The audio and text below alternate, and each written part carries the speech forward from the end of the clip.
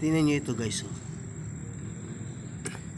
Siya yung ang tawag dito sa amin dyan is uwang. So buhay pa siya, kaya lang yan ang kahinaan niya. Pag natihaya siya, hindi na siya makakatayo hanggat wala siya nakakapitan.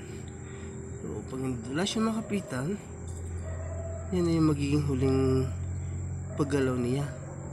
Diyan na siya mamamatay. Kaya gagawin natin guys, ititihaya natin siya. Baka kasi may mga anak siya na naghihintay. Bitaw ka na dyan sa slipper ko. Ayaw kita hawakan eh. Baka kagatin mo ako. Yan guys, tibay niya kumapit eh.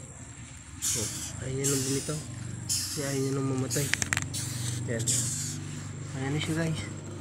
Yan yung urong na ito yung itsura niya. Diba?